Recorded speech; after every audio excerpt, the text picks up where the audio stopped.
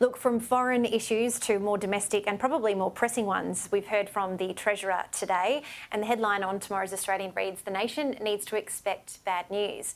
Jim Chalmers has flagged the October budget will reveal the nation's finances are in a worse position than Treasury's pre-election update, saying pressures on the budget, which were not disclosed or booked by the previous government, would overwhelm the expected windfall from soaring commodity prices.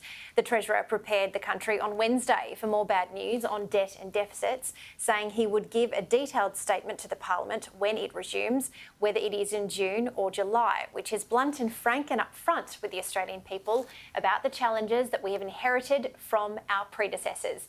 Daisy, I don't mean to be cynical on day 2 of the new government, but I have lived through the McGowan era in Western Australia, and I think a lot of West Australians got sick and tired of hearing we inherited all of these troubles from the Colin Barnett government and look where that got you. And that went on for pretty much 2 terms. There's only so much that you can be responsible for.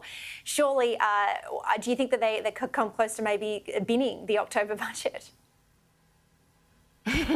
Look, it's pretty typical that he's saying all of this, just coming into office, telling people to prepare for bad news and, oh, God, the other guys left us with such a terrible mess. We're going to have to go in and clear it up. I mean, it's all just typical rhetoric here. And look, it's a very, very clever play, actually, by Labor. If they can paint the worst possible case scenario now that's all the other guys' fault, then by the time the budget comes around, if they do even slightly better than that, well, the Australian public will be going, oh, well, look how wonderfully well they've done. At least that's the kind of political plan. I think it's all probably just rhetoric and fluff at this point. They're very excited to be in. They're very excited to, again, stick the boot into the previous government. But I'll reserve my judgment for the rest of the year and for October, I think. Oh, well, Daisy, you're way more polite than me. Lise, is this all just piss and wind? Because we've watched the commodity prices fall off a cliff over the past couple of days. Surely this is just what we're just going to have to prepare this. And the fact that he's telling Australians to prepare for the worst, mate, we live in the real world. We understand that our electricity prices are already soaring and you've got no plan. And look, to be fair, neither did the other guys. But surely we cannot just have rhetoric for the next couple of months. Help us.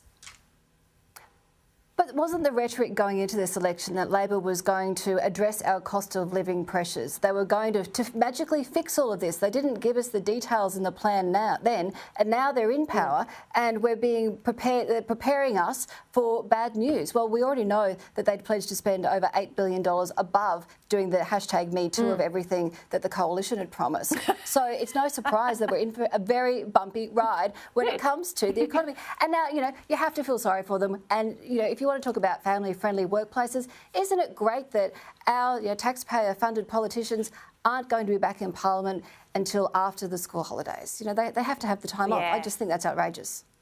Get back to work. Oh, yeah, look, maybe get back to... Yeah, exactly. Get back to Parliament sooner and fix your childcare, because apparently we're all getting universal childcare. Well, that's what you told us on Saturday night. So it's going to be very, very interesting.